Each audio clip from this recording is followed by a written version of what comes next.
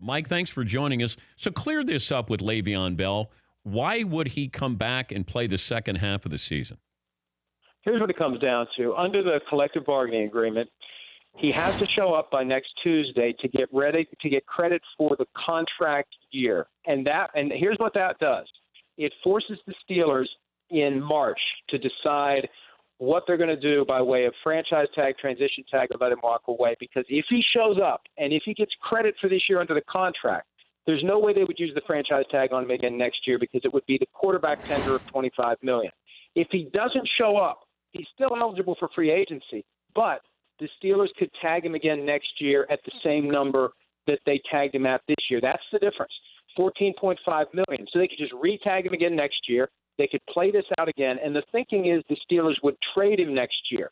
So that's the difference, and consider this. And let me give you the best example I can think of, Sammy Watkins. Remember when he got his big contract back in March? People were like, what the hell has Sammy Watkins done to get that kind of contract? Here's what he did. He became a free agent at a time when he's young, he's semi-accomplished, and you don't have to give up any draft picks to get him.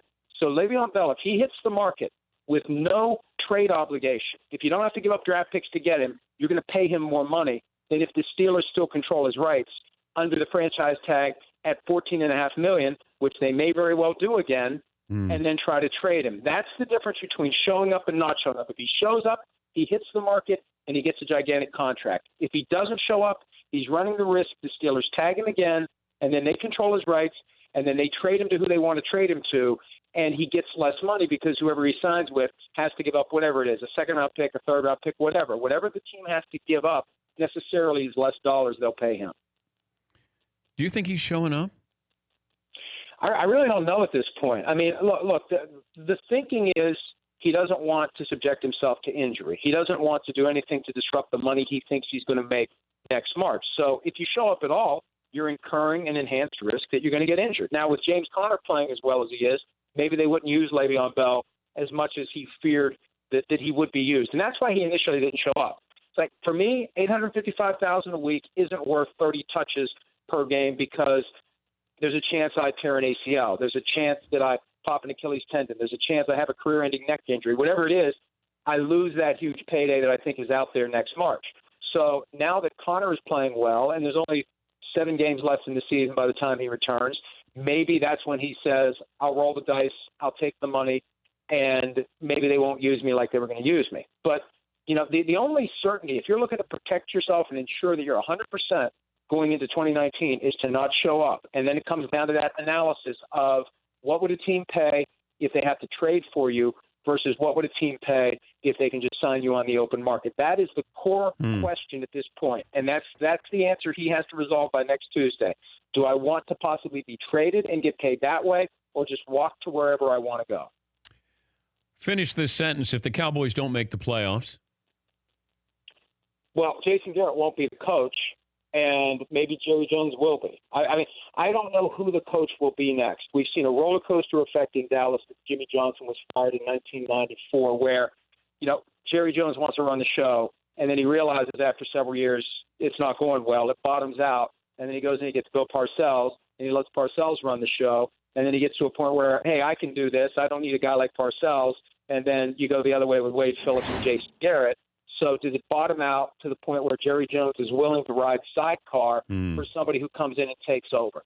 And that's really what it becomes. I think Jason Garrett, I think at this point, there's so many fans that are up in arms about Garrett, and this experiment has played itself out, you know, where they invested some time and effort in him early in his career thinking he would eventually become a Tom Landry. That's not happening. At some point, you just have to pull the plug and find somebody else. But that's going to be the question for the Cowboys. I think Garrett, if they don't make the playoffs, I think Garrett's done. The real question is, which direction does Jones go after that? Why don't you just go all in on Josh McDaniels? Well, look, what does all in mean, though? You have to give him the keys to the franchise and really step out of the way. Can you trust that he's going to show up? You know, I don't think he ever pulls, again, what he did last year with the Colts. I don't think you can play that card twice in a career. And I think, and this is a real question, Dan. This may be your poll question. I don't know if you have one yet or not. Which job would you rather have as a head coach, the Cowboys or the Browns? Because right now I'm taking the Browns because they got Baker Mayfield. And I think that Browns job, I think they're going to be lining up out the door for that job. You already have Bruce Arians sniffing around, and he's retired.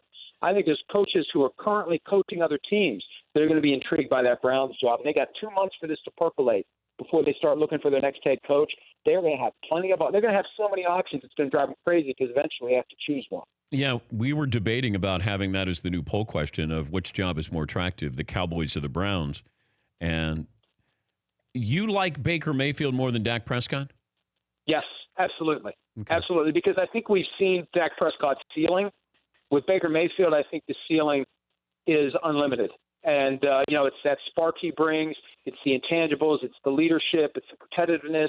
And there are a lot of coaches out there that secretly loved Mayfield. Just like last year, there were a lot of guys who were secretly all in on Patrick Mahomes, and you try not to let your hand be, revealed, so you keep it quiet. But I think any of those coaches out there that were all in on Mayfield, they may be thinking, how do I get my way to Cleveland for 2019 and beyond, because that's 10 years of successful football for a team with an empty trophy case. Mike, thank you as always. We appreciate your time. All right, Dan. See you, buddy. All right, that's Mike Florio, Pro Football Talk Live on NBC Sports Network. For more Dan Patrick Show, tune to Audience Channel 239 on DirecTV or download the Dan Patrick Show app.